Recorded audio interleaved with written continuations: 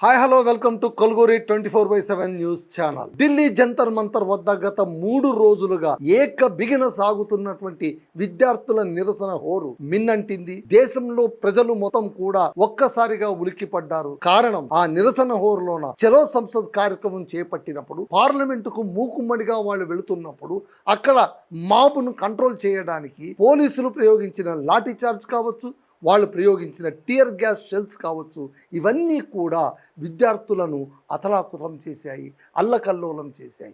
చిన్నారులకు ఒంటి నిండా లాఠీ చార్జ్ గాయాలు, సొమ్మసిల్లి పడిపోయారు, స్పృహ తప్పి పడిపోయారు. ఇంట్లో చెప్పా పెట్టకుండా బడికెళ్తున్నాను, కాలేజీకి వెళ్తున్నానని చెప్పి ఒక ఆవేశంతో జంతర్ మంతర్ దగ్గర చేరుకున్నటువంటి చిన్నారులకు సర్కారు ఇచ్చిన బహుమానం ఇదా అని పెద్దలందరూ కూడా ఒక్కసారిగా ఆవేశానికి లోనైనటువంటి దుర్ఘటనగా మనం అది చెప్పొచ్చు. ఇంత జరిగినా కూడా పిల్లలందరూ కూడా చెప్పారు, పోలీసులు మమ్మల్ని లాఠీతో చావబాదారు, టియర్ గ్యాస్ ఉపయోగించారు, మమ్మల్ని చిన్నపిల్లలని చూడకుండా, ఆడవాళ్ళని చూడకుండా, అమ్మాయిలని కూడా చూడకుండా ఒంటిపైన ఎడాపెడా లాఠీలతోన చావబాదడంతో ఒళ్ళంతా కందిపోయింది అని వాళ్ళు ఏడుస్తూ పెడబొబ్బులు పెడుతూ ఇలాంటి దేశం మాకు అక్కర్లేదు అని వాళ్ళు చెబుతున్నటువంటి సందర్భంలోన కేవలం విద్యార్థులే కాదు, సింపథైజర్స్, మేధావులు అందరూ కూడా కదిలి వచ్చారు జంతర్ మంతర్.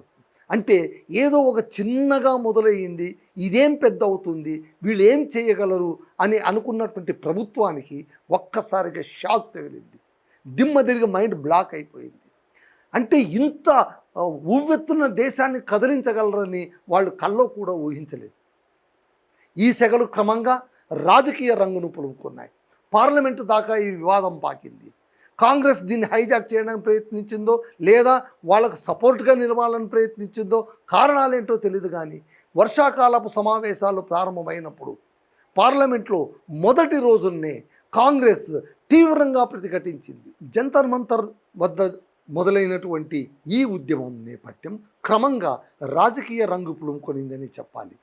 కాంగ్రెస్ దీన్ని అదునుగా తీసుకుని ఒక ప్రతిపక్ష పార్టీగా ఈ వ్యవహారాన్ని మొత్తం కూడా పార్లమెంటులో ప్రస్తావించడంతో మొత్తం కూడా ఈ వ్యవహారం లైమ్ లైట్లోకి వచ్చేసింది. కేంద్రం అంతకుముందు ఏమనుకునింది, జంతర్ మంతర్ దగ్గర ఏదో విద్యార్థులు అంతో ఇంతో తెలుసో తెలియకో ఏవో ధర్నాలు చేస్తూ ఉంటారు, వదిలేస్తే సరిపోతుంది అనుకున్నారు. అందుకోసమే సోనం వాంగ్చుక్, లడఖ్కు చెందినటువంటి సామాజిక కార్యవేత్త, హిమాలయాల గురించి పరితపించినటువంటి వ్యక్తి, పర్యావరణం గురించి పరితపించినటువంటి వ్యక్తి నిరాహార దీక్ష 20 రోజులుగా నిరాహార దీక్ష చేస్తున్నా కూడా ఏం మాత్రం పట్టించుకోనటువంటి కేంద్రం, చీమ కుట్టినట్టయినా లేనటువంటి కేంద్రం ఒక్కసారిగా ఎందుకు ఉలిక్కిపడిందంటే అక్కడ రాజకీయ రంగు పులుముకొనేది కాబట్టి. రాహుల్ గాంధీ, ప్రియాంక గాంధీ తదితరులు ఎప్పుడైతే పార్లమెంట్లోన మూకుమ్మడిగా తమ నిరసనను వ్యక్తం చేసి జంతర్ మంతర్ వద్ద విద్యార్థులపైన అమానుషంగా దాడి చేశారు, వాళ్ళు అడిగినటువంటి ఒకే ఒక డిమాండ్, కేంద్ర విద్యాశాఖ మంత్రిని ఎందుకు రాజీనామా మీరు చేయనివ్వరు, ఏం మీకు అంత ఇబ్బంది ఏం కలిగిందని వాళ్ళు నిలదీయడంతో వ్యవహారం మొత్తం కూడా మరో కోణంలోకి మారిపోయింది. కేంద్రం ముక్కిరి బిక్కిరైపోయింది. వాళ్ళకి ఇప్పుడు నిజమైనటువంటి అగ్ని పరీక్ష మొదలైందని చెప్పాలి. నిన్న వర్షాకాల సమావేశాలు ప్రారంభంలోనూ వాయిదాలు పడ్డాయి. నిన్న ఏమైంది, మళ్ళీ వాయిదాలు పడ్డాయి. ఏ బిల్లులు యాక్చువల్గా ఈసారి ఎన్డీఏ 5 కీలకమైన బిల్లులు ప్రవేశపెట్టి వాటిని ఎలాగైనా సరే పాస్ చేయించుకోవాలన్న వ్యూహాత్మకంగానే ఈ సమావేశాలను ప్రారంభిస్తే కాంగ్రెస్ జనతా పార్టీ చేస్తున్నటువంటి నిరసనల వల్ల అది సాధ్యపడనటువంటి పరిస్థితి ఎదురైంది. దీంతో ఏం చేశారు, కాంగ్రెస్ వాళ్ళు ఇదే సమయంలోన మోడీ నివాస స్థలం వద్ద ధర్నా చేయడం, మెరుపు ధర్నా చేయడం అనేటువంటిది చాలా చాలా కీలకమైన మలుపుగా మారిపోయింది. ఎప్పుడైతే రాహుల్ గాంధీ, ప్రియాంక గాంధీ, మల్లికార్జున్ ఖర్గే మొదలైనటువంటి కాంగ్రెస్ దిగ్గజ నేతలందరూ కూడా చెప్పా పెట్టకుండా, ముందస్తు అనుమతి తీసుకోకుండా ఉన్న పళాన వాళ్ళు మల్లికార్జున్ ఖర్గే ఇంటికి వెళ్ళి పుట్టినరోజు శుభాకాంక్షలు తెలియజేయాలని ఎంపీలందరినీ గ్యాదర్ చేసి మార్గ మధ్యంలోనే దారి మళ్లించేసి ప్రధాని ఇంటి ముందు అకస్మాత్తుగా మెరుపు దాడి చేసి అక్కడ వాళ్ళు ధర్నా చేయడంతోన లాఠీచార్జ్ చేశారు. రాహుల్ గాంధీకి గాయాలయ్యాయి, అరెస్ట్ కూడా చేశారు ప్రియాంక గాంధీ, రాహుల్ గాంధీని. దీంతోన ఈ ఉద్యమం మరింత ఉవ్వెత్తున సాగింది. ఈ నేపథ్యంలోనే నరేంద్ర మోడీ, మన ప్రధాని నరేంద్ర మోడీ మొట్టమొదటిసారిగా ఒక మెట్టు దిగారు. అప్పటిదాకా మౌనంగా గంభీరంగా ఉన్నటువంటి నరేంద్ర మోడీ గారు ఇక వేరే పరిస్థితి లేదు, మనం మళ్ళీ ఇలాగే మౌనంగా ఉంటే పరిస్థితి మరింతగా విషమిస్తుందని భావించి తన ఎంపీలతో సమావేశమై ఆయన మొట్టమొదటిసారిగా నీట్ ఎగ్జామ్ లీక్ గురించి ప్రస్తావించారు. నీట్ పరీక్ష లీక్ కావడం అనేటువంటిది నిజంగా ఘోరమైన పాపం అని అన్నారు. విద్యార్థుల భవిష్యత్తుతో చెలగాటమాడేటువంటి అధికారం, హక్కు ఏ రాజకీయ నాయకుడికి లేదని తేల్చి చెప్పారు. ఈ విషయాన్ని మీరు వెంటనే ప్రజల్లోకి తీసుకెళ్ళండి, జంతర్ మంతర్ దాకా ఈ విషయాన్ని చేరవేయండి. మేము ఊరికే కూర్చోలేదు, నీట్ క్వశ్చన్ పేపర్ లీక్ అయిన వెంటనే కఠినమైన చర్యలు తీసుకున్నాం, 13 మంది పైన కఠినమైన చర్యలు తీసుకున్నాం, వాళ్ళను నిర్బంధించాం, వాళ్ళు ఇప్పుడు జైల్లో ఉంటున్నారు, ఈ కేసుకు సంబంధించిన అన్ని చర్యలు తీసుకున్నాం, మళ్ళీ ఎగ్జామ్ కండక్ట్ చేశాం, కట్టుదిట్టంగా ఎగ్జామ్స్ కండక్ట్ చేశాం అని చెప్తూ ఈ సందర్భంగా చాలా అంశాలు ప్రస్తావించారు నరేంద్ర మోడీ. కేవలం నీట్ ఎగ్జామే కాదు, ఈ 10 ఏళ్ల కాలంలో, ఈ మధ్య కాలంలోన ఒక్క నీట్ ప్రశ్నాపత్రమే కాకుండా పలు పోటీ పరీక్ష క్వశ్చన్ పేపర్లు లీక్ కావడం, అలాగే 12th class CBSE syllabus exams తర్వాత ఆన్లైన్లోన ఆన్సర్ షీట్స్ వాల్యుయేషన్ సమయంలోన అవకతవకలు చోటు చేసుకోవడం, ఇవన్నీ కూడా మేము గమనించాము. వాటిని చక్కదిద్దేటువంటి క్రమంలోనే కేంద్రం ఖచ్చితంగా స్పందిస్తోంది, చర్యలు తీసుకుంటుంది అని ఆయన ఈ సందర్భంగా స్పష్టం చేశారు. సో విద్యార్థులను ఉద్దేశించి ఆయన ఒకటే మాట అన్నారు, మీ భవిష్యత్తును ఎవరు నాశనం చేయలేరు, నాశనం చేయనివ్వము కూడా, మేము మీకు అడ్డుగా ఉంటాం, మేము మీకు రక్షగా ఉంటాం, we will safeguard your future అనే సెన్స్ వచ్చేలాగా అతను మాట్లాడి ఈ మాటలన్నింటినీ కూడా మీరు ప్రచారంలోకి పెట్టాలి. యువత ఆత్మవిశ్వాసాన్ని, యువత విశ్వాసాన్ని మళ్ళీ మనం రీగెయిన్ చేసుకోవాలి, లేకపోతే మనం ఇబ్బందుల్లో పడిపోతాము అన్న మాట ఆయన మాట్లాడ్డాం. ఈ మాట మీడియా ద్వారా బయటికి రావడంతో ఓహో, మొట్టమొదటిసారిగా మోడీ గారు మెట్టు దిగారు.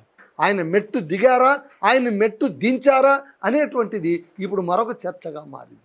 అయితే కాక్రోచ్ జనతా పార్టీ కావచ్చు, అక్కడ గుమికూడినటువంటి సామాజిక కార్యకర్తలు కావచ్చు, విద్యార్థులు కావచ్చు, వాళ్ళందరూ కూడా గాయపడ్డ మనసులతో, గాయపడ్డ దేహాలతో ఇంకా అక్కడ పట్టువదలని విక్రమార్కుల్లాగా నిరసనలు చేపడుతూనే ఉన్నారు. వాళ్ళకి ఇది సరిపోవట్లేదు. వాళ్ళు ఒకటే మాట అన్నారు, ఇవన్నీ మాకు కాదు, మోడీ గారు మనసు మారిపోయిందా, ఆయన ఒక మెట్టు దిగారా, ఆయన రాజీ పడ్డారా, ఆయన చాలా విషయాలు మాట్లాడారా, ఇవన్నీ తర్వాతి డిబేట్.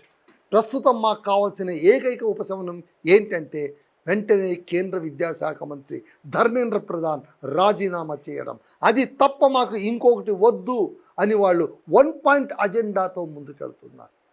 ఈ సమయంలోనే జేపీ నడ్డా నిన్న రామ్ మనోహర్ లోహియా ఆసుపత్రిలో వెళ్ళి బాధితులను, అంటే దెబ్బతిన్న వాళ్ళను, లాఠీ చార్జ్లో గాయపడినటువంటి, చికిత్స పొందుతున్నటువంటి వారిని పరామర్శించిన తరువాత మరొకసారి అతను వీళ్ళతో భేటీ అవుతానని ఒక వర్తమానం పంపారు.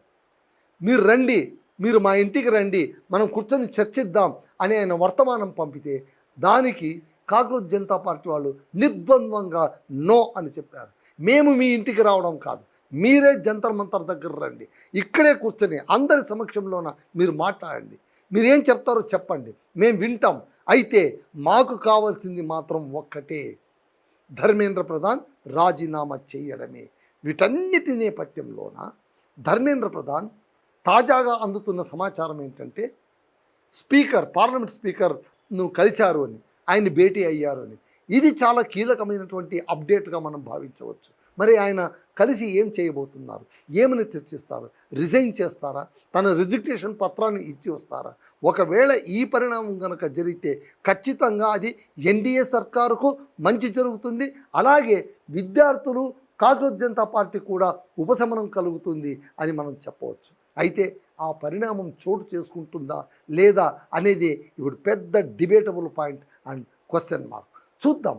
మోడీ మనసు అయితే మారిందని అంటున్నారు, ఆయనైతే ఒక మెట్టు దిగారు అంటున్నారు, ఆయనైతే కఠినమైన చర్యలు ఆల్రెడీ తీసుకున్నారని అందరికీ తెలుసు.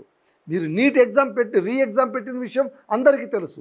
దాన్ని చాలా పకడ్బందీగా మిలిటరీ సమక్షంలోనే మీరు నిర్వర్తించారనేటువంటి విషయం కూడా అందరికీ తెలుసు. But they want only one thing, వాళ్ళకి ఇప్పుడు కావాల్సింది ఏంటంటే కేంద్ర విద్యాశాఖ మంత్రి రిజిగ్నేషన్.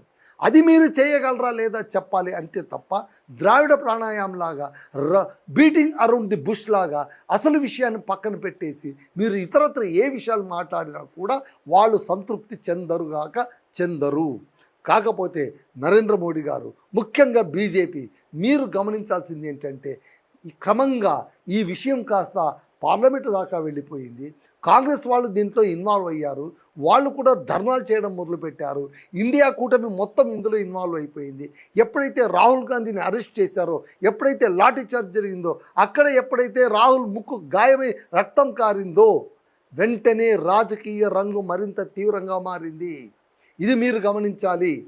సో ఇప్పుడు దేశమంతటా కూడా కాంగ్రెస్ కార్యకర్తలు మూకుమ్మడిగా బీజేపీ పార్టీ కార్యాలయాలపైన దాడి చేస్తున్నారు, ముట్టడి చేయడానికి ప్రయత్నిస్తున్నారు. మరోవైపు బీజేపీ కార్యకర్తలు కూడా కర్రలతో వాళ్ళపైన ప్రతిదాడి చేయడానికి ప్రయత్నిస్తున్నారు. ఎంత చేసినా కూడా మళ్ళీ ఇది ఖచ్చితంగా తీవ్రం కావడమే తప్ప సమస్యకు పరిష్కారం మాత్రం కాబోదు. అందుకే ఎలాగో మీరు ఒక మెట్టు దిగారు, ఎలాగో మీరు ఆలోచిస్తున్నారు, ఎలాగో మీరు పునరాలోచిస్తున్నారు, మరొక్కసారి పునరాలోచించండి. వాళ్ళు కోరుతున్నటువంటి, ముఖ్యంగా జంజీ యువత కోరుతున్నటువంటి ఆ డిమాండ్ ఏదైతే ఉందో దాన్ని ఫుల్ఫిల్ చేసి తీరాల్సిందే. There is no other go. మీరు ఎన్ని చెప్పినా కూడా వాళ్ళు వినే పరిస్థితిలో లేరు. కాబట్టి కేంద్ర విద్యాశాఖ మంత్రితో రిజిగ్నేషన్ ఇప్పించండి. అది మీకు నిమిషంలో పని. చిటికేస్తే మీరు ఆ పని చేయగలరు.